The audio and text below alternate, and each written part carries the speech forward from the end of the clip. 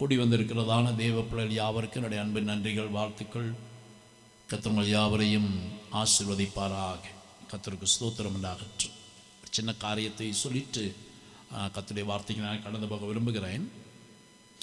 பைபிளில் குறிக்கிறவங்க தயவுசெய்து இந்த பெரிய பேனாக்களை வச்சு குறிச்சிடாதீங்க. இந்த ரெனால்டு பேனா, இந்த மாதிரி பெரிய பேனா 15 ரூபா, 20 ரூபா, 25 ரூபா உள்ள பேனா, 50 ரூபா பேனா, இதை வச்சு தயவு செய்து பைபிளில் குறிக்காதீங்க. இதை வச்சு நீங்கள் பைபிளில் குறிச்சிங்கன்னா அது பைபிளை டேமேஜ் ஆகும். அது மற்ற பக்கத்துக்கு அது அப்படியே தெரியும். பைபிள் இருக்க எழுத்துக்களை அது என்ன செய்யும், அது அப்படியே அது என்ன செய்யும்னா அது அப்படியே மறைச்சிடும். அதனால் தயவுசெய்து இப்படிப்பட்ட பேனாக்களை யூஸ் பண்ணாதீங்க. இந்த பாருங்கள், இது 5 ரூபா பேனா. இந்த பாருங்கள், நான் கையில் வச்சுருக்கிற பேனா இது வெறுமனே 5 ரூபா பேனா. இது ரொம்ப பொடிசாக எழுதும். இதை வச்சு நீங்கள் எழுதுங்க, அண்டர்லைன் பண்ணுங்க. இது மற்ற பக்கத்துக்கு என்ன செய்யாது, டேமேஜ் பண்ணாது, பைபிளை அசிங்கமாக்காது. அது ரொம்ப பேப்பர் பார்த்திங்கன்னா எவ்வளோ பெரிய சாஃப்டான பைபிளாக இருந்தாலும் சரி தான், குவாலிட்டியான பைபிளாக இருந்தாலும் சரி. இந்த பாருங்கள், 5 ரூபா பேனா. இது இருக்கிறதுலே ரொம்ப விலை கம்மி. இதுதான் ரொம்ப பொடிசாக இருக்கும், எழுதுறதுக்கு ரொம்ப அழகாக இருக்கும். நான் பாருங்கள் 2 பேனா எப்பயுமே வச்சுருப்பேன். இது வேறு ஏதாவது எழுதுவதற்காக வச்சுருக்கிறேன். ஆனால் இந்த பேனா பைபிளில் குறிக்கிறதுக்காக மட்டும் வச்சுருக்கிறேன். சரிதானா?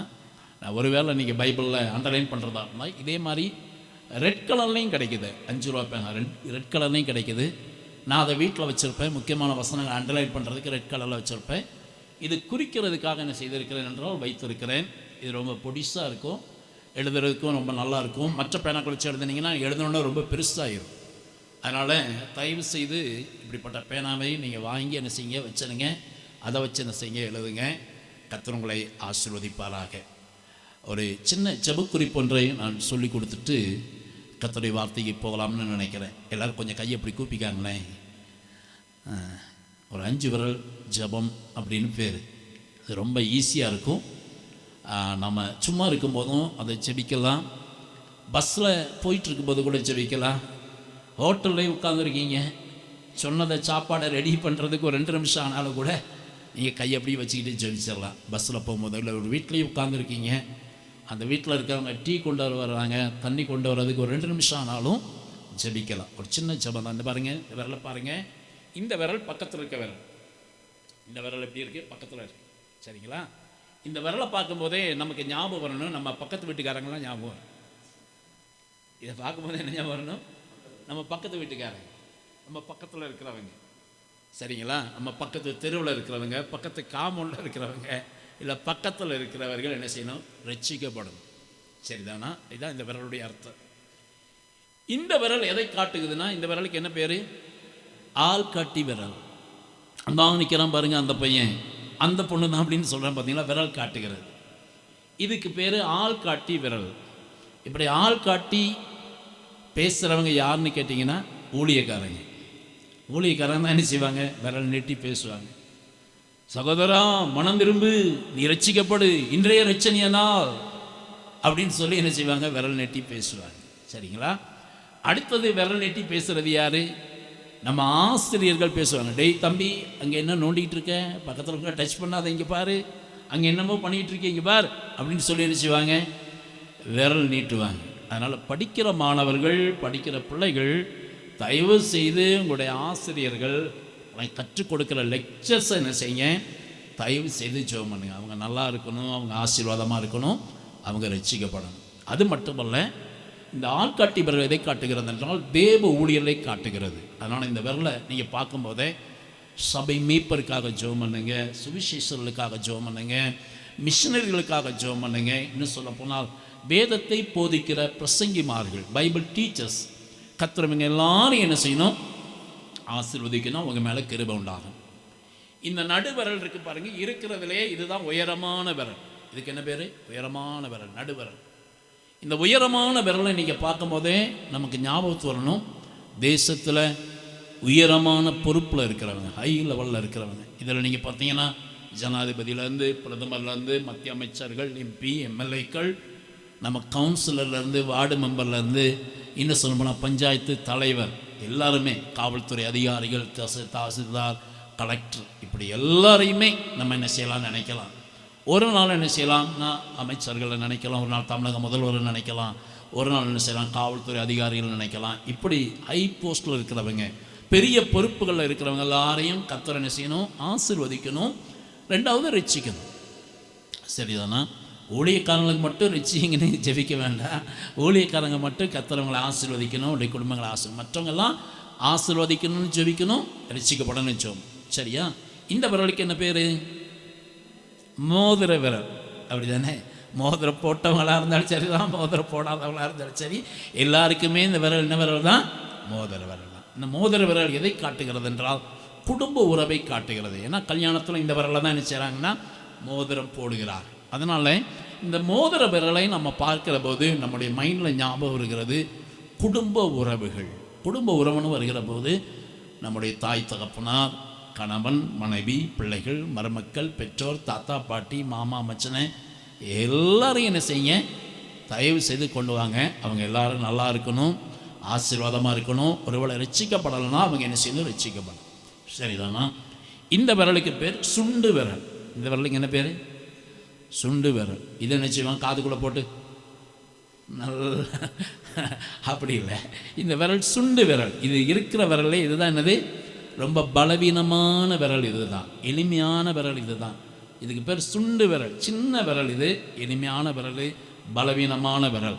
இந்த விரலை பார்க்கிற போதே நமக்குள்ள ஞாபகம் வரணும் பலவீனமானவர்களை கொடுத்த ஒரு சிந்தனை. வியாதியோடு இருக்கிறவங்க, ஆப்ரேஷன் பண்ணப்பட்டிருக்கிறவங்க, ஆப்ரேஷனுக்காக காத்திருக்கிறவர்கள், இன்னும் காயப்பட்டிருக்கிறவர்கள், உடைந்து போயிருக்கிறவங்க எல்லாரையும் நம்ம என்ன செய்யணும்னு நினைக்கணும். வியாதியோடு கூட இருக்கிறவர்கள், தீரா வியாதியோட படுக்கையில் இருக்கிறவர்களாம் கர்த்தரை ஆசீர்வதிக்கணும், கர்த்தரோட தொடர்ந்து சுகமாக்கணும். அது மட்டுமல்ல, இந்த விரலை நம்ம பார்க்கிற போது குருடர்கள், செவிடர்கள், ஊமைகளாக இருக்கிறவர்கள், முடவர்களாக இருக்கிறவர்கள், குஷ்டரோகிகள், மனநோய்கள், மன நோயாளிகள், இப்படிப்பட்ட எல்லாரையும் நம்ம என்ன செய்யணும்னா நம்ம நினச்சி கர்த்தரவங்க எல்லாரையும் ஆசீர்வதிக்கணும். நல்ல சுகத்தை சமாதானத்தை கர்த்தரவங்களுக்கு தரணும். கர்த்தரவங்களை என்ன செய்யணும், ரட்சிக்கணும். மீண்டும் ஒரு விஷயம் சொல்லுகிறேன். இது பக்கத்தில் இருக்கிற விரல் பக்கத்து வீட்டுக்காரங்க. சரியா? இது ஆள்காட்டி விரல். படிக்கிற மாணவர்கள் தயவு செய்த ஆசிரியர்கள் நினைங்க. மிக முக்கியமாக இந்த ஆள்காட்டி விரல் கர்த்தருடைய ஊழியர்களை காட்டுகிறது. மிக முக்கியமாக சபை மேய்ப்பருக்காக ஜெபம் பண்ணுங்க. சர்ச் ஆஃப் காட் ஸ்தாபன தலைவர்களுக்காக ஜெபம் பண்ணுங்க. இந்த பகுதியில் ஊழியர் செய்கிறவர்கள் யாராக இருந்தாலும் அத்தனை பேருக்காக ஜெபம் பண்ணுங்க. கர்த்தருக்கு ஸ்தோத்திரம். வட இந்தியாவில் இருக்கிற மிஷனரிகள், போதகர்கள், சுவிசேஷ எல்லாரையும் கர்த்தர் என்ன செய்யணும், ஆசீர்வதிக்கணும். இது நடுவிரல். தேசத்திற்கு தலைவர்கள், அதிகாரிகள், பொறுப்பில் இருக்கிறவங்க எல்லாரையும் என்ன செய்யுங்க நினைங்க. இது மோதிர விரல். குடும்ப உறவை காட்டுகிறது. கணவன் மனைவி, பிள்ளைகள், பெற்றோர், குடும்பத்தார், மாமா அத்தை, மருமக்கள்மார், பேரப்பிள்ளைகள் எல்லாரையும் என்ன செய்யுங்க நினச்சி ஜெபம் பண்ணுங்க. இது சுண்டு விரல். இது பலவீனமான விரல். பலவீனர்களை தயவு செய்து நினைத்து என்ன செய்யுங்க, ஜெபம் பண்ணுங்க. இது ரொம்ப நான் பார்த்தீங்கன்னா சில நேரம் ஹோட்டலில் போனால் கூட, காப்பி குடிக்க போனால் கூட அவங்க லேட்டாச்சுன்னா போதும், சும்மா என்ன செய்யணும், டக்குன்னு ஒரு ஜெபம் பண்ணிடணும். ஆண்டவரே பக்கத்து வீட்டுக்கெல்லாம் வச்சு ஆசீர்வதியும், தேசத்துக்கு ஊழியர்கள்லாம் ஆசீர்வதியும், ஆண்டவரே தேசத்துக்கு தலைவர் அதிகாரிலாம் ஆசீர்வதியும், ஆண்டவரே எங்கள் குடும்பத்திற்கு எல்லாரையும் நினைக்கிறேன் ஆசீர்வதியும், ஆண்டவரே பலவீன பாண்டங்கள் வியாதியோட எல்லாரையும் ஆசீர்வதி. முடிஞ்சுதா? காஃபி கொண்டு வரது, காஃபி குடிக்கிறது சரியாக இருக்குது. இப்படியும் பண்ணலாம். பஸ்ஸில் போய்கிட்டு இருந்தால் இதை வச்சு சொல்லி எவ்வளோ இழுக்கனாலும் இருக்கலாம். சரிதானா? ஜவ்வை இழுத்த மாதிரி, ஜவ்வு மிட்டாய் இழுத்த மாதிரி இழுத்தும் பண்ணலாம், சுருக்கமாகவும் பண்ணலாம். நம்ம நடந்துட்டு போகும்போது கூட இந்த பாருங்க, இந்த கையை அப்படி பார்க்கும்போதே நமக்கு ஞாபகம் வரும், ஜெபம்ட்டே போகலாம். சரிங்களா? கர்த்தர் நம்முடைய ஜெபங்கள்லாம் கேட்டு கர்த்தர் நம்மை ஆசீர்வதிப்பாராக. கர்த்தருடைய வார்த்தைக்குள்ளாய் கடந்து போகிறேன். வாசிக்கலாம். யாத்ரா புஸ்தகம் 15வது அதிகாரம் 27வது வசனத்தை நாம் வாசிக்கலாம். யாத்ராகமம். பின்பு இஸ்ரவேல் ஜனங்கள் ஏலிமுக்கு வந்தார்கள். போதும், ஏலிமுக்கு வந்தார்கள்.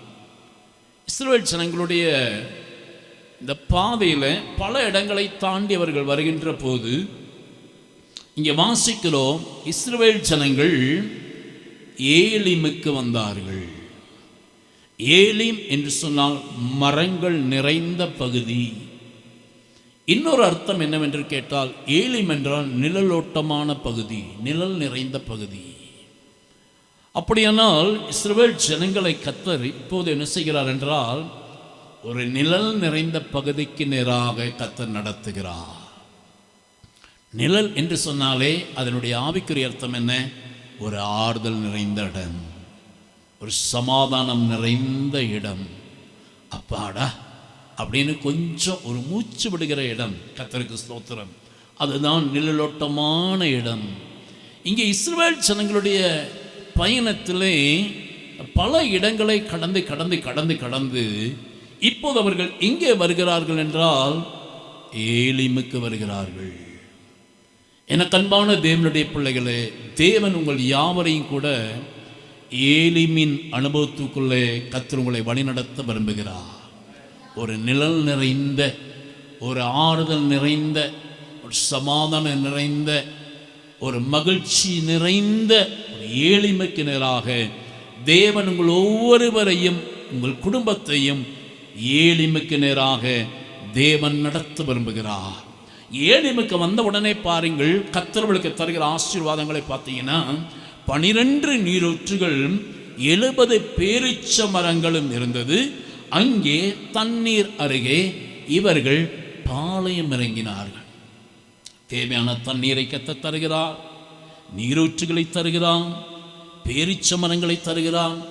சாப்பிடலாம், தண்ணி குடிக்கலாம், நிழலுக்கீழாக சுகமாய் சமாதானமாக கர்த்தர் என்ன செய்கிறார்? இஸ்ரவேல் ஜனங்களை வழி நடத்துகிறார். அவருடைய தேவைகள் சந்திக்கப்படுகிறது மட்டுமல்ல, இப்போது இஸ்ரவேல் ஜனங்கள் அங்கே பாளையம் இறங்கினார்கள். பாளையம் இறங்கினான்னா பாளையம் அடித்து அப்படியே தங்குறாங்க, டென்ட் அடித்து தங்குறாங்க. அப்படின்னா சுகத்தோடு சமாதானமாக இஸ்ரவேல் ஜனங்களை தேவன் அந்த ஏலிமிலே கர்த்தர் நடத்துகிறார். ஏலிமுக்கு நேராக இஸ்ரவேல் ஜனங்களை வழிநடத்தின கர்த்தர் உங்களையும் அப்படியே வழிநடத்த விரும்புகிறார். ஏலிம் ஆறுதல் நிறைந்த இடம்.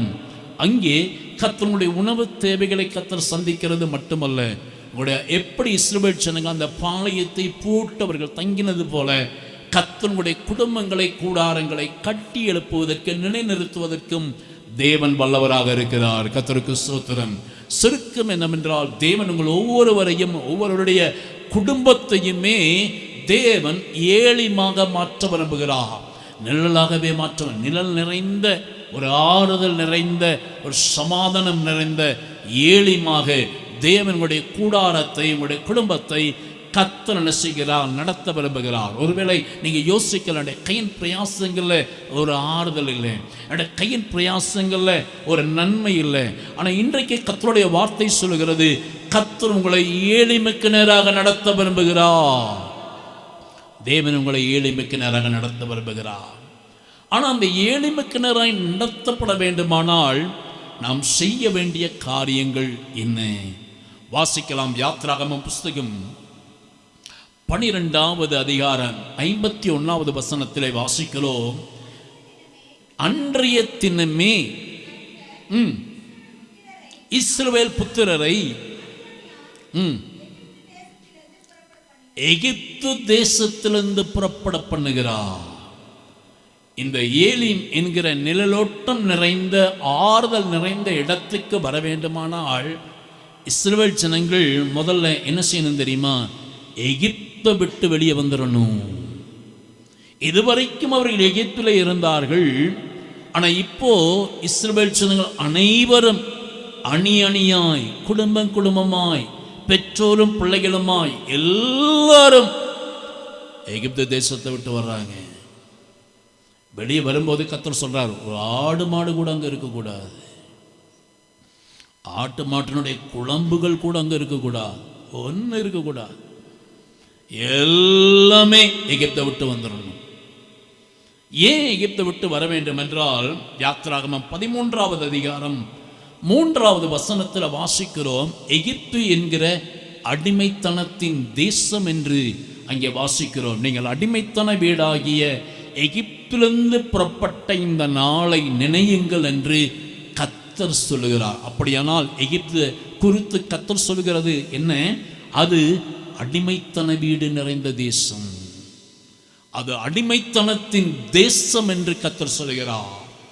நீ யாத்ரா புஸ்தகம் 13வது அதிகாரம் 14ஆம் வசனத்திலையும் பார்த்தீங்கன்னா கர்த்தர் அங்கேயும் சொல்லுகிறார், அது அடிமைத்தனத்தின் வீடு, அது அடிமைத்தனத்தினுடைய தேசம்.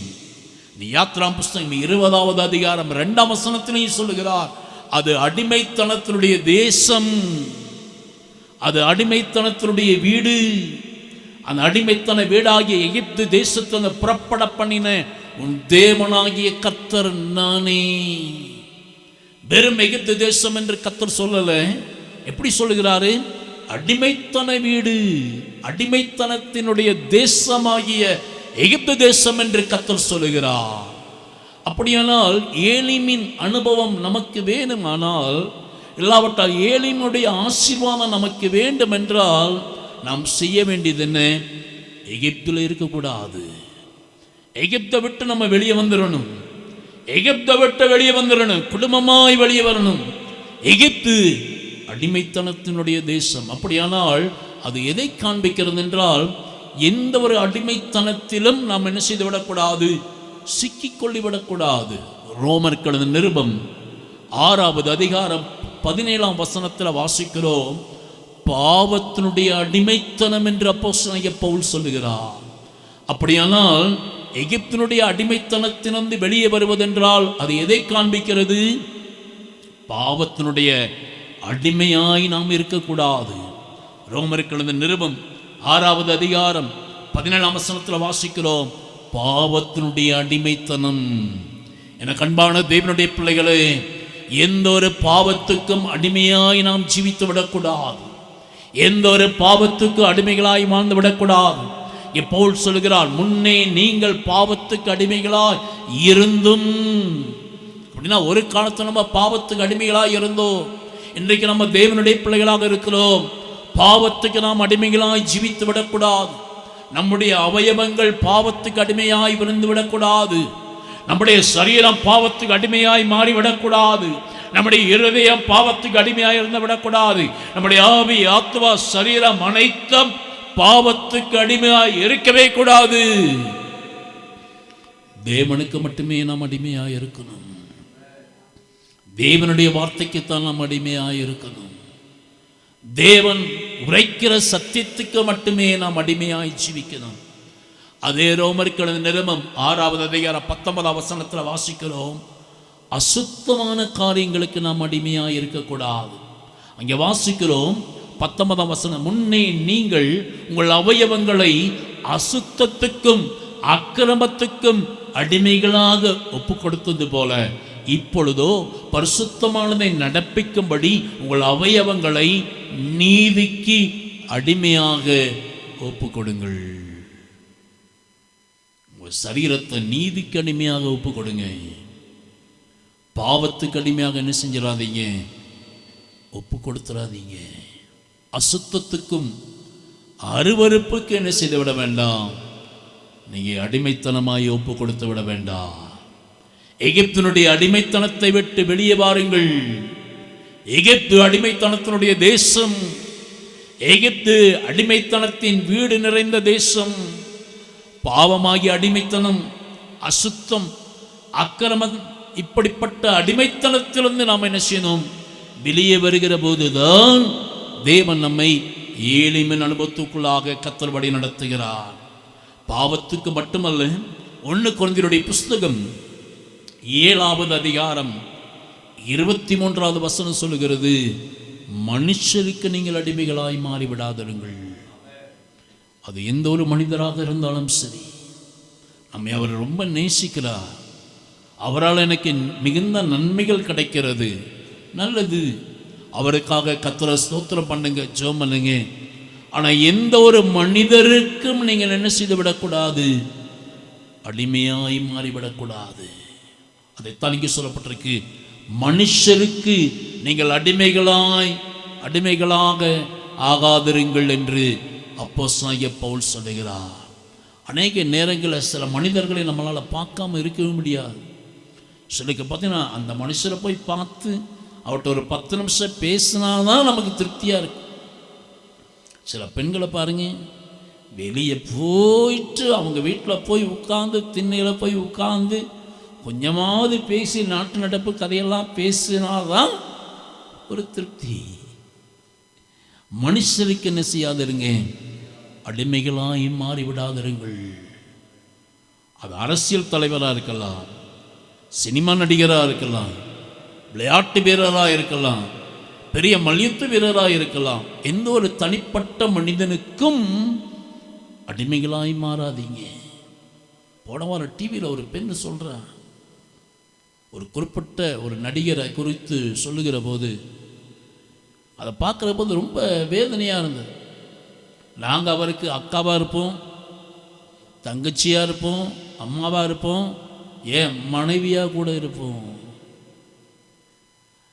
எப்படி இந்த வார்த்தையை அவங்களால சொல்ல முடியுது அப்படின்னு கேட்டால் ரொம்ப வேதனையாக இருக்கு. எந்த அளவுக்கு ஒரு தனிப்பட்ட ஒரு மனிதன் மீது, தனிப்பட்ட ஒரு நடிகன் மீது, தனிப்பட்ட ஒரு அரசியல் தலைவர் மீது தங்களை அடிமைகளாக என்ன செய்திருக்கிறார்கள், விற்றிருக்கிறார்கள். குறிப்பிட்ட இடத்துல 41 பேர் இறந்திருக்கிறாங்க. அதில் ஒரு குழந்தைய பறி கொடுத்தவர் சொல்கிறாரு, குழந்தைய பறி கொடுத்தோம், அது ஒரு பக்கம் இருக்கட்டும், ஆனால் அவரை பார்த்தது எங்களுக்கு ரொம்ப சந்தோஷம். எப்படி அந்த வார்த்தைகளை சொல்ல முடியுதுன்னு தெரியல. 41 பேர் இறந்திருக்கிற அன்னைக்கு அந்த பிரேதங்கள்லாம் தூக்கிட்டு போகிற போதெல்லாம் நானாக டிவி பார்த்து அழுது இருக்கிறேன். சபையை சேர்ந்தவங்களா அவங்கெல்லாம், கிறிஸ்தவ ஜனங்களா? இல்லை அந்த 41 பேர் வீட்டில் போய் நம்ம ஜெபம் பண்ணி இருக்கிறோமா, காஃபி குடிச்சிருக்கோமா, ஒரு கிளாஸ் தண்ணி கொடுத்துருக்குறாங்களா, 10 ரூபாய் காணிக்க கொடுத்துருக்கிறார்களா, நம்முடைய உறவினர்களா, நண்பர்களா? இல்லை. ஆனால் அந்த 41 பேர் அந்த சித்த பிரேதங்களாம் தூக்கிட்டு போகிற போதெல்லாம் நம்முடைய மனசெல்லாம் துடிக்குது, குடலாம் கொதிக்குது. ஐயோ, இப்படி அநியாயமாய் பரிதாபமாய் இந்த மனிதர்கள் மாண்டிருக்கிறார்களே, நம்ம வேதனைப்படுகிறோம். அவளோட வாயிலிருந்து வருகிற அந்த பேட்டியெல்லாம் பார்க்கும்போது மனிதருக்கு எப்படியெல்லாம் தங்களை அடிமைகளாய் மாற்றிருக்கிறார்களே என்று எண்ணுகிற போது மனம் வேதனை அடைகிறது. பவுல் சொல்லுகிறார், மனுஷருக்கு நீங்க என்ன செய்யாதீங்க, அடிமையாய் மாறாதிருங்க. தீத்துவின் புஸ்தகம் 3வது அதிகாரம் 3ஆம் வசனத்தில் சொல்லுகிறார், இச்சைக்கும் இன்பத்துக்கும் நீங்க என்ன செய்யாதிருங்க, அடிமையாய் மாறாதிருங்க. வாசிங்க அந்த வசனத்தை, வாசிங்களேன். தீத்துவின் புஸ்தகம் 3வது அதிகாரம் 3வது வசனம்.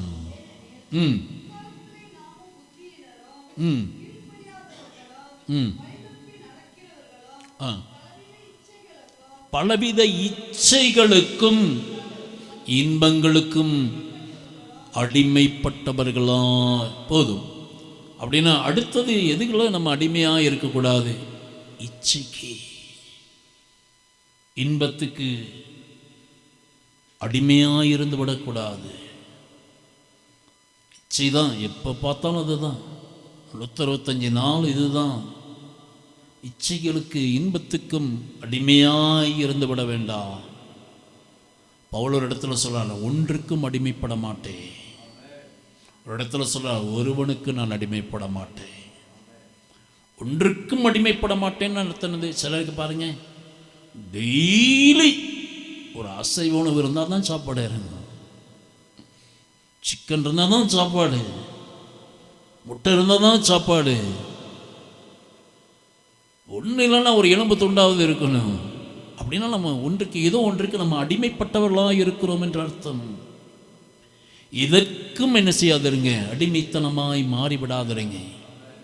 அது எந்த ஒரு மனிதர்களாக இருக்கட்டும், எந்த ஒரு பொருளாக இருக்கட்டும், எந்த ஒரு பழக்க வழக்கமாக இருக்கட்டும், எந்த ஒரு அசுத்தமான காரியமாக இருக்கட்டும், எதற்கும் நீங்கள் என்ன செய்து விட வேண்டாம், அடிமைத்தனத்துக்குள்ளே நீங்கள் போய்விட வேண்டாம். எகிப்தினுடைய அடிமைத்தனத்தை விட்டு என்ன செய்யுங்கள், நீங்கள் வெளியே வாருங்கள். எகிப்திலிருந்து வெளியே வருகிறது மட்டுமல்ல, அடுத்ததாக அவர் எப்படி வருகிறார்கள் தெரியுமா? வாசிக்கலாம். சங்கீத புஸ்தகம் 105வது சங்கீதம் 37வது வசனத்தை வாசிக்கலாமா? சங்கீதம் 105:37. அப்பொழுது அவர்கள் வெள்ளியோடும் பொன்னோடும், நல்ல கவனிங்க, அவங்க புறப்படும் போது எப்படி புறப்படுறாங்க தெரியுமா? எகிப்திலிருந்து. யாத்திரை புஸ்தகம் நீங்கள் 12ஆம் அதிகாரத்தில் வாசிக்கிற போது கர்த்தர் சொல்றாரு, வெள்ளி பொண்ணெல்லாம் ஏற்க ஓட்டுறதெல்லாம் வாங்கினாங்களா? அதெல்லாம் கேட்டு வாங்கு. கேட்ட உடனே வெள்ளி பொண்ணெல்லாம் கொடுத்துட்டாங்க. இங்கே சங்கீதம் 105 வாசிக்கிறோம், அவர்கள் எப்படி புறப்படுகிறார்களாம்? எகிப்திலிருந்து புறப்படுகிற போது வெள்ளியோடும் பொன்னோடும் என்ன செய்கிறார்கள்? புறப்பட்டார்கள். இந்த வெள்ளி பொன் என்பதனுடைய ஆவிக்குரிய அர்த்தத்தை நாம் தியானிக்க போகிறோம். வாசிக்கலாம். சங்கீத புஸ்தகம் 12வது சங்கீதம் 6வது வசனத்தை வாசிங்க. சங்கீதம் 12:6. கர்த்தருடைய சொற்கள்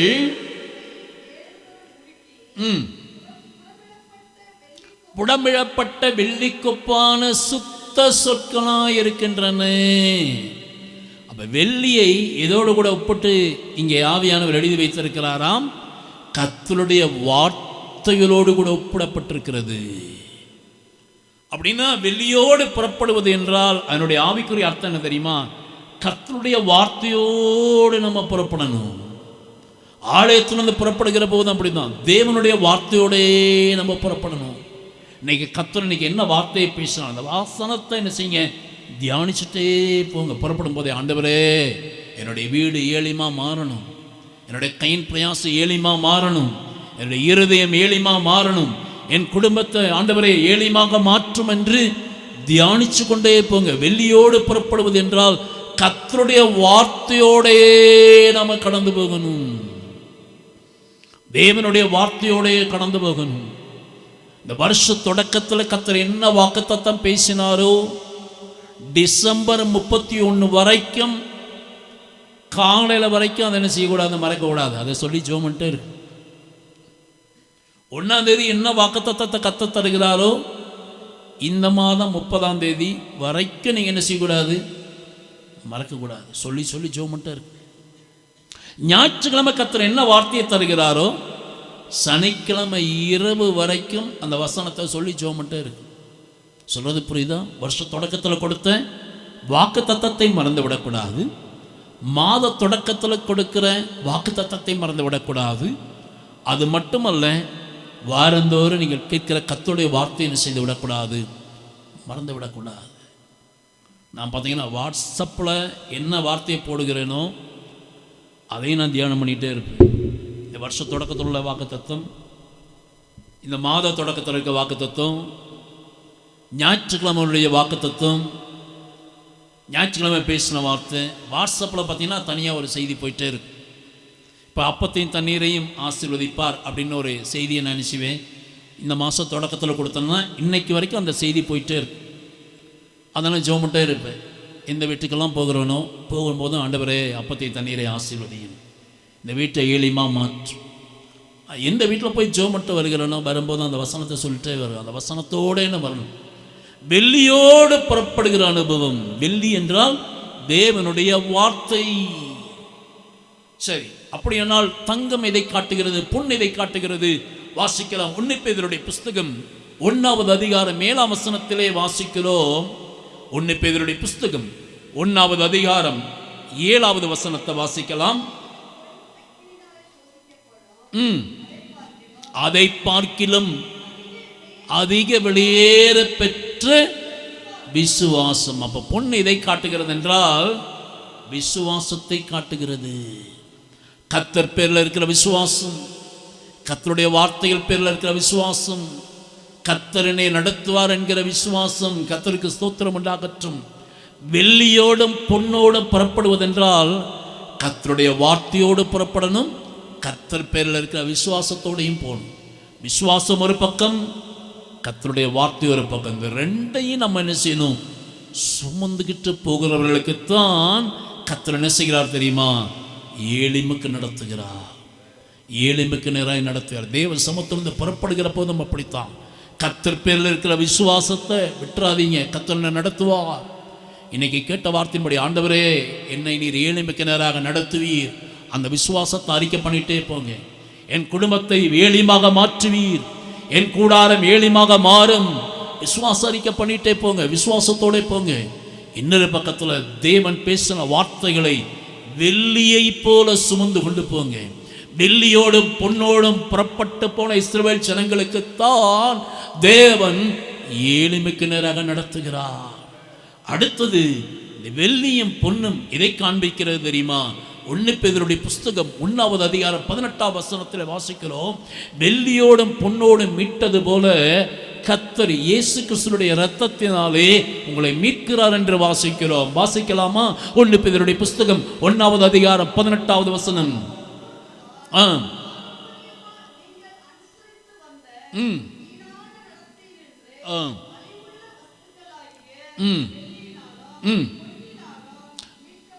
வெள்ளியும் பொன்னும் அன்றைக்கு எதற்கு பயன்பட்டதென்றால் மீட்புக்காக பயன்பட்டது.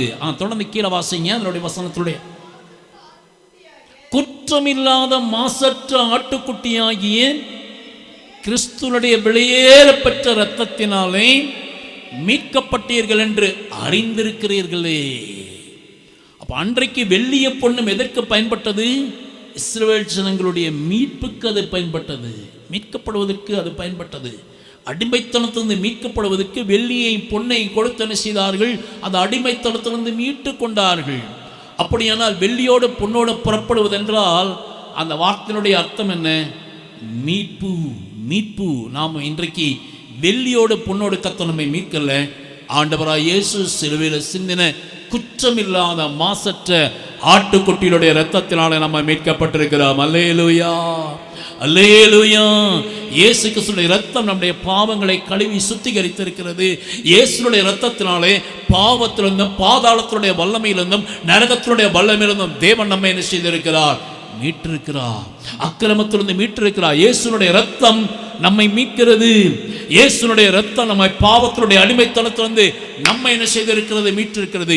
வெள்ளியோட பொன்னோட இஸ்ரவேல் ஜனங்கள் கடந்து போகிறார்கள் என்றால் மீட்பின் நிச்சயத்தோடு கூட கடந்து செல்வது. மீட்பினுடைய நிச்சயத்தோடு கடந்து செல்கிற அனுபவத்துக்குள்ளாக யார் இருக்கிறார்களோ, யார் மீட்கப்பட்டிருக்கிறார்களோ, இயேசு கிறிஸ்துவினுடைய இரத்தத்தினாலே யார் பாவத்தினுடைய வல்லமையிலிருந்து பிசாசுடைய வல்லமையிலிருந்து மீட்கப்பட்டிருக்கிறார்களோ அவர்களுக்கு தான் கர்த்தர் என்ன செய்கிறார்? ஏழுமிக்கு நேராக நடத்துகிறார்.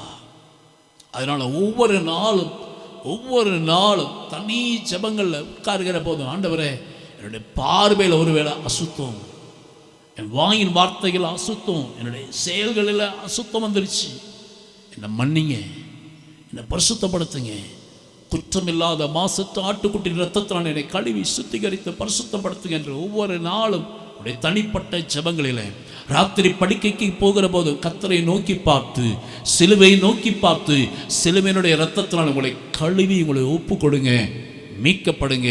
அந்த மீட்போடு கூட கடந்து போகிற ஜனங்களுக்குத்தான் தேவன் என்ன செய்கிறார் தெரியுமா? ஏலீம், நிழலோட்டமான நிழல் நிறைந்த அனுபவத்துக்குள்ளாக கர்த்தர் வழி நடத்துகிறார். ஒரு நாள் நான் பஸ்ஸில் நான் ட்ராவல் பண்ணிகிட்டு இருக்கிறேன், உட்கார்ந்துருக்கிறேன். மேட்டுப்பாளையத்தில் சத்தியமங்கலம் போகிற பஸ். எனக்கு முன்னாடி சீட்டில் பார்த்தீங்கன்னா ஆர்சி சிஸ்டர்ஸ் உட்கார்ந்துருக்குறாங்க. அந்த பஸ் ஃபுல் கூட்டம், பாயிண்ட் டு பாயிண்ட். சிறுமுகையை தாண்டி பார்த்தீங்கன்னா பவானி சாகருக்குள்ளே போவார், அவுட்டர்லே போகும், நல்லா வேகமாக போயிட்டு சிறுமுகையை தாண்டி ஒரு வயசானவர் ஏறினார். பஸ்ஸில் எல்லோரும் உட்காந்துருக்காங்க, நின்றுட்டுருக்காங்க. யாரும் அந்த ஐயாவுக்கு சீட் கொடுக்கல. அவருக்கு ஒரு 70-75 வயசு இருக்கும். என் மனசுக்குள்ளே சின்ன ஒரு தோணுச்சு, இவருக்கு சீட் கொடுக்குறான்னு. சிறுமுகையில் சீட் கொடுத்தா சத்தியமங்கலம் வரைக்கும் இன்னும் ஒரு 3/4 மணி நேரம் இருக்குது. இவ்வளோ நேரம் இங்கே நின்றுட்டு போகிறது உட்காந்துச்சேன். ஆனால் எனக்கு முன்னாடி சீட்டில் உட்காந்து அந்த கேத்தலிக் சிஸ்டர்ஸ் பார்த்தீங்கன்னா எழுந்து அந்த ஐயாவை கையை பிடிச்சி, ஐயா நீங்கள் உட்காருங்கய்யா. அவங்க அந்த ஐயா இல்லை சிஸ்டர் நீங்கள் உட்காருங்க அப்படின்னு. அவங்க இல்லை நீங்கள் உட்காருங்கன்னு சொல்லி உட்கார வச்சுட்டு அவங்க நின்றுட்டு வராங்க. என் மனசுக்குள்ளே கர்த்தர் பேசுகிறாரு, இந்த வேலையை நீ தானே செஞ்சுருக்கணும், நீ ஊழியக்காரன் தானே, நீ பைபிள் சுமக்கிறவன் தானே, நீ செய்திருந்தால் எவ்வளோ நல்லா இருந்திருக்கும். இந்த பஸ்ஸில் எல்லோரும் பார்த்தீங்கன்னா இந்த சிஸ்டரை பார்க்குறாங்க. எனக்கு பின்னாடி இருக்கிற ஒருத்தர் சொல்கிறாரு, அந்த கேத்தலிக் சிஸ்டர் பார்த்தீங்களா எவ்வளவு நல்ல நட்பணிகளாக செய்கிறாங்க. அப்போ பக்கத்தில் சொல்கிறாரு, அவங்கெல்லாம் கிறிஸ்தவங்க, அவங்க இப்படி நல்ல காரியங்களை செய்கிறாங்க. எனக்கு மனசுக்குள்ளே பார்த்தீங்கன்னா கூசுது, அப்படியே செருப்பால் அடித்த மாதிரி இருக்குது எனக்கு. நான் கையில் வச்சுருந்த பைபிளை பார்த்தீங்கன்னா மறைச்சி பைக்குள்ளே போட்டெல்லாம் போல தோணுது. ஏன்னா யாராவது நீங்கள் ஒரு பாஸ்டர் நீங்கள் கொடுத்துருக்கலாம்ல அப்படின்னு கேட்டால் எப்படி இருக்கும்? திரும்பி பார்க்குறேன், பஸ்ஸில் யாராவது நம்ம கிறிஸ்தவங்க இருக்கிறாங்களா, மேட்டுப்பாளையத்துக்காரங்க சிறுமுகக்காரங்க இருக்கிறாங்கன்னு பார்த்தேன். நல்ல வேலை ஒருத்தரும் இல்லை. நீங்கள் சொன்னால் நம்ப மாட்டீங்க. அன்றைக்கி ராத்திரி நான் முழங்கால் படிக்கிற போது, நன்மை செய்ய அறிந்திருந்தும் அது செய்யாமல் போனால் பாவம். இதை நான் தானே செஞ்சுருக்கணும், நான் செய்யாமல் போயிட்டேன். கேத்தலிக் சிஸ்டர்ஸோடு ஒப்பிடுகிற போது என்ன பெரிய தியாகம் பண்ணிட்டேன் நான்? ஒன்றுமே இல்லை. என்னை மன்னிச்சிருங்க ஆண்டவரே, இனிமேல் இப்படி நன்மையான காரியங்களை செய்ய என்னை தகுதிப்படுத்துங்கன்னு கேட்டிருக்கிறேன். வெள்ளியோடு பொன்னோடு புறப்படுவதென்றால் மீட்பின் நிச்சயத்தோடு கூட கடந்து போவது. கர்த்தருக்கு ஸ்தோத்திரம் உண்டாகட்டும். அதுக்கு அடுத்ததாக யாத்ரா புஸ்தகம் 15வது அதிகாரம் 22வது வசனத்தை வாசிக்கலாம். யாத்ராம் 15:22 இப்போ இஸ்ரவேல் ஜனங்கள் ஒரு இடத்துக்கு வழியாக கடந்து போகிறார்கள். அந்த இடத்துக்கு பேர் சூர் வனாந்தரம். சொல்லுங்க, சூலூரில் சூர், சூர் வனாந்தரம். சூர் அப்படின்னு சொன்னால் அந்த வார்த்தைக்கு 2 அர்த்தம் இருக்கிறது. ஒன்று வாயமூடுன்னு அர்த்தம். சொல்லுங்க, சூர் வனா என்ன அர்த்தம்? வாயமூடு. வீட்டில் இனிமேல் யாராவது சத்தம் போட்டுருந்தானா வாயமூடுன்னு சொல்கிறதுக்கு பதிலாக சூர்னு சொல்லிடுங்க. அப்படியாவது கொஞ்சம் வேதத்தில் இருக்க வார்த்தையிலாவது கொஞ்சம் பேசுவோம். சூர் அப்படின்னு ஒன்று வாயமூடு, கப்சிப்புன்னு அர்த்தம். சரியா? அப்படின்னா இஸ்ரவேல் ஜனங்கள் இப்போ சூர் வனாந்தரத்தின் வழியாக கடந்து போகிறார். அப்படின்னா சில இடங்களில் நம்ம அமைதியாகவே இருக்கணும், சில இடங்கள் எப்படி இருக்கணும்? அமைதியாக இருக்கணும். நீங்கள் மத்தேயு சுவிசேஷம் 27வது அதிகாரம் 12ஆம் வசனத்தில் 14ஆம் வசனத்தில் பார்த்தீங்கன்னா இயேசுவை நியாயம் விசாரிக்கிறாங்க. விசாரிக்கிற போது இயேசு அமைதியாக இருக்கிறார். அந்த வசனத்தை மட்டும் வாசிங்களேன். மத்தேயு 27:12.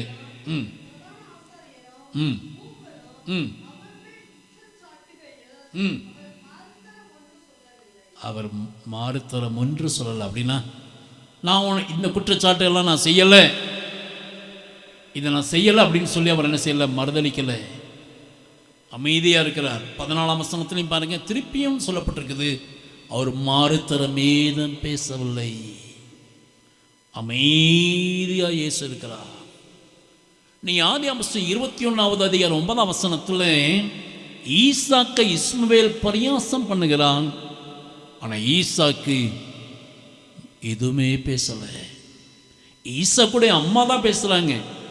என் மகனை இஸ்மவேல் பரியாசம் பண்ணுகிறான்னு பார்த்துட்டு அவங்க அம்மாவுக்கு தான் கோபம் வருதே தவிர ஈசாக்கு அமைதியாகவே இருக்கிறார்.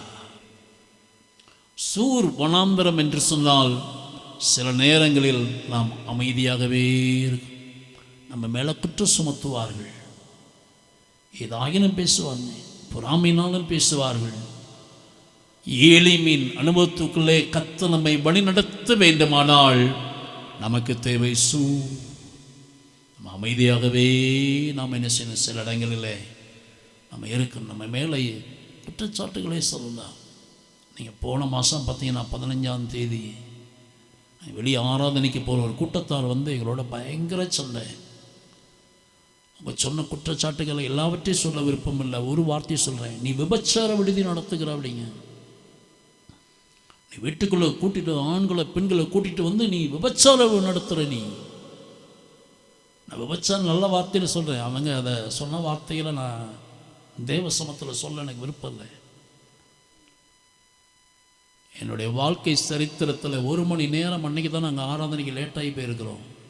அவ்வளவு கடுமையான வார்த்தையில் பேச எங்களை வெளியே போகவே விடலை. ஆட்டோ நிற்கிது 7:45, 8 மணிக்கு சர்வீஸ், 7:45 ஆட்டோ நிற்கிது. ஆட்டோக்காரனை திருப்பி அனுப்புகிறாங்க. 8:45 வரைக்கும் நாங்கள் அவர்களோடு போராடி இருக்கிறோம்.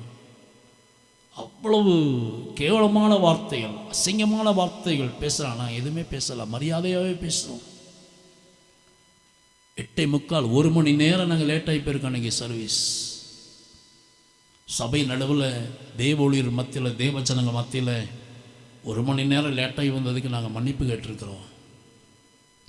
அதுக்கு அடுத்த வாரம் 21ஆம் தேதி சனிக்கிழமை எங்கள் மேலே மதமாற்றம் செய்கிறார்கள், கைப்பிரதி கொடுக்கிறார்கள். எங்கள் கோயிலுக்கு அருகே நின்று இவர்கள் மதமாற்றம் பண்ணுகிறார்கள் என்று 3 பேர் எழுதி, கைப்பட எழுதி மேட்டுப்பாளையம் காவல் நிலையத்தில் புகார் செய்தார். நான் அந்த இன்ஸ்பெக்டர்கிட்ட சொன்னேன், இவங்க எல்லாருமே நல்லவங்க சார், யாரும் இவங்களை தூண்டுதல் பேரில் எழுதியிருக்கிறாங்க.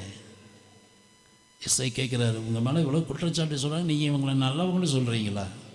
நான் சொன்னேன், உண்மைக்கு இவங்கெல்லாம் நல்லவங்க சார், யாரோ எழுதி கொடுத்ததை இவங்க பண்ணியிருக்கிறாங்க, இவங்களை யாரையும் நான் மதமாற்றம் பண்ணியிருக்கேன்னு கேளுங்களேன், இவங்ககிட்ட நான் ஏதாவது கைப்பிரதி கொடுத்துருக்கலான்னு கேளுங்களேன் அப்படிங்கிறேன். எதுவுமே இல்லை. நான் அந்த வாரத்துக்கு முன்னாடி கிட்டத்தட்ட 1 வாரமாக ஆச்சு நான் கைப்பிரதிகள் கொடுத்து. எனக்கு இயேசு விடுவிக்கிறார் ஆஃபீஸ்லேருந்து வருகிற கைப்பிரதி எப்போதுமே முடிகிறதுக்கு முன்னாடி 15 நாளைக்கு முன்னாடி நான் கேட்பேன், முடிகிறதுக்கு முன்னாடி வந்துடும். ஆனால் இந்த தடவை கிட்டத்தட்ட 1 மாதம் லேட் பண்ணிட்டாங்க அவங்க. 1 மாதம் லேட் ஆயிடுச்சு. எனக்கு கைப்பிரதிகள் எல்லாம் முடிஞ்சிருச்சு. ஒரு 10 நாளாக கைப்பிரதிகள் இல்லை. நான் இயேசு விடுவிக்கிறார் ஊழியங்களை மனசுக்குள்ளே திட்டம் செய்கிறேன், திட்டுறேன். எனக்கு கைப்பிரதிகள்லாம் கொடுக்கல, ஏன் இப்படி டிலே பண்ணுறாங்க அப்படின்னு. ஆனால் என்னை வாட்ச் பண்ணணும், என்னை கையமையமாக படிக்கணும், வீடியோவோட எடுக்கணும் அப்படின்னு சொல்லி அவங்க 1 வாரமாக பிளான் பண்ணுறாங்க. 1 வாரமாக என் கையில் கைப்பிரதி இல்லை. கர்த்தர் எதை செய்தாலும் அவன் நல்லதாக செய்ய. நான் எப்போதுமே எங்கள் வீட்டு பக்கத்தில் ஒன்றா பாலம், அந்த 4 ரோடு ஜங்ஷன் அங்கே நின்று கொடுப்பேன். எங்கள் வீட்டு பக்கத்தில் நின்று ஃபோட்டோ எடுத்தால் கூட அழகாக தெரியும். நான் வந்து நிற்பேன், பார்ப்பாங்க. நான் அவங்க ஏதோ என்ன நோக்கத்தினால பார்க்குறாங்கன்னு எனக்கு தெரியலை. என் மனசுக்குள்ள ஒரு வேதனை எப்பயுமே ஒரு 10 நாளாகவே, ஐயோ நான் கைப்பிரதி இல்லாமல் நிற்கிறேன், கைப்பிரதி இல்லாமல் நிற்கிறேன், கைப்பிரதி இல்லாமல் நிற்கிறேன், கஷ்டமாகவே இருக்குது. என்ன இயேசு விடுவிக்கிற ஆஃபீஸ்லேருந்து கைப்பிரதிகள் அனுப்பலை அப்படின்னு. அன்றைக்கி ஸ்டேஷன் இன்ஸ்பெக்டர் கேட்குறாரு, மதம் மாற்றம் பண்ணினாங்கிறதுக்கு ஏதாவது எவிடன்ஸ்? ஒருத்தர் பார்க்குறாங்க, ஒன்றும் இல்லை. ஏதாவது ஆதாரம் இருக்குன்னு கேட்டால் ஒன்றுமே இல்லை. நான் அப்போ தான் நினச்சேன், கர்த்தாவே இயேசு விடுவிக்கிறார் ஆஃபீஸை ஆசீர்வதியும், அவங்க லேட் பண்ணவங்க எல்லாரையும் கர்த்தர் ஆசீர்வதியும். அதுக்கப்புறம் 1 வாரம் கழித்து தான் என்ன செய்யுது, கைப்பிரதிகள் எனக்கு ஒரு பண்டில் நிறைய வருது.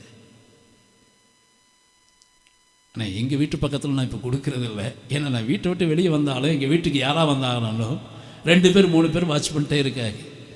வெளியில் மட்டும் கொடுக்குறேனே தவிர எங்கள் வீட்டு பக்கத்தில் கொடுக்கறதில்லை. நல்ல கவனிங்க, எனக்கு ஒன்று தெரியும், சூர் வனாந்திரத்தின் வழியாக நாம் கடந்து போனால்தான் தேவன் நம்மை ஏளிமைக்கு நேராக நடத்துவா. கர்த்தருக்கு ஸ்தோத்திரம். சூர் வனாந்திரம் மட்டுமல்ல, இன்னொரு அனுபவத்துக்குள்ளாய் நம்ம கடந்து போக வேண்டி இருக்கிறது. வாசிக்கலாம். யாத்ரா புஸ்தகம் 15வது அதிகாரம் 23வது வசனத்தில் வாசிக்கிறோம். மாராவிலே வந்தபோது, போதும் இப்போ நல்ல கவனியா, அந்த மாராவின் தண்ணீர் எப்படி இருக்குதான், கசப்பா இருக்கிறது. அடுத்தது ஒரு அனுபவம் இருக்குது, மாராவின் அனுபவம். மாராவுக்கு வரணும். மாரானா என்ன அர்த்தம்? கசப்பு. கசப்பான அனுபவத்துக்குள்ளே கர்த்தர் நம்மை வழி நடத்துவா. வாசிக்கலாம். எரேமியா தீர்க்கதரிசன புஸ்தகம் 31வது அதிகாரம் 15ஆம் வசனத்தில் வாசிக்கிறோம். அங்கே கசப்பான கண்ணீர் என்று வாசிக்கிறோம். வாசிங்க. எரேமியா 31:15. புலம்பலும் அழுகை, கசப்பான அழுகையும் ஆகிய கூக்குரல் கேட்கப்பட்டது. கசப்பான அனுபவத்தில் ஒரு அனுபவம் என்ன? கசப்பான அழுகை. அப்படின்னா உள்ள உடைஞ்சி நொறுங்கி வேதனையோடு அழுகிறது. நம்மை குறித்து இப்படி பேசிட்டாங்களே, இப்படி தீமை செய்துட்டாங்க, இப்படி ஒரு இடர்ல உண்டாக்கிட்டார்களே, இருதயத்தில் ஒரு கசப்போடு கூட கசப்பான அழுகை. இதுதான் மாராவின் அனுபவம். ஒருவேளை நம்முடைய குடும்ப சூழ்நிலைகள் நிமித்தம் நம்முடைய கண்ணீர் ஒருவேளை மாராவின் கண்ணீராக இருக்கலாம். தேவ பிள்ளைகள் மூலமாகவே நம்முடைய வாழ்க்கையில் உண்டாகிற சில காரியங்கள் அது கசப்பான கண்ணீராக இருக்கலாம். நாம் வேலை செய்கிற இடத்துல நம்முடைய நண்பர்கள் மூலமாய் உண்டாகிற அந்த அனுபவம் ஒருவேளை கசப்பான கண்ணீராக இருக்கலாம். ஒன்றை நன்றாக புரிந்து கொள்ளுங்கள். மாராவின் அனுபவத்துக்குள்ளே வந்ததற்கு பின்புதான் கர்த்தர் அவர்களை ஏளிமைக்கு நேராக நடத்துகிறார். அந்த மாசத்தில் என்னுடைய தாயார் கர்த்தருக்குள்ளே நித்திரை அடைந்து விட்டார்கள். என்னுடைய தாயார் இறந்துட்டாங்க. என்னுடைய தகப்பனார் எனக்கு அந்த தகவலை சொல்லலை. அவர் தன்னுடைய நண்பர்கள் உறவினர் எல்லாத்தையும் என் பையனுக்கு ஃபோன் பண்ணிட்டேன்னு ஃபோனை தூக்கி காட்டுறாரு. ஃபோனில் பார்த்தீங்கன்னா ஃபோன் சுவிட்ச் ஆஃப். உங்களுக்கு தெரியும், சுவிட்ச் ஆஃப் பண்ணிவிட்டு ஃபோன் பண்ணால் ஃபோன் பண்ண மாதிரியே காட்டும். எல்லாத்தையும் பையனுக்கு சொல்லிட்டேன் அப்படின்னாரு. ஆனால் எனக்கு சொல்லலை. வாட்ஸ்அப் அனுப்பியிருக்கிறேன்னு சொல்லியிருக்கிறாரு. அடுத்த நாள் காலையில் 7 மணிக்கு தான் என்னுடைய தகவல் தெரியும். என்னுடைய தாய் மாமா கேட்குறாரு, நீ எங்கே வந்துட்டுருக்க அப்படின்னு. எங்கே வந்துக்கிட்டு இருக்குன்னு கேட்குறதுக்கு என்ன விஷயம்? நான் இப்போ மேட்டுப்பாளையத்தில் இருக்கிறேன், வெளியே ஒழித்த முடிச்சுட்டு வந்திருக்கிறேன். என்னப்பா உனக்கு விஷயம் தெரியாதா? நீ எங்கே வந்துட்டுருக்க அப்படிங்கிறாரு. மாமா, நான் மேட்டுப்பாளையத்தில் இருக்கிறேன். உங்கள் அம்மா இறந்தது உனக்கு தெரியாதா? என் அக்கா இறந்தது உனக்கு தெரியாதா? எங்கள் அம்மாவையே சொல்கிறீங்க, எங்கள் அம்மா இறந்துட்டாங்களான்னு கேட்குறேன். ஆமாம். எத்தனை மணிக்கு அடக்கம்? இன்னும் 2 மணி நேரத்தில் 9 மணிக்கு.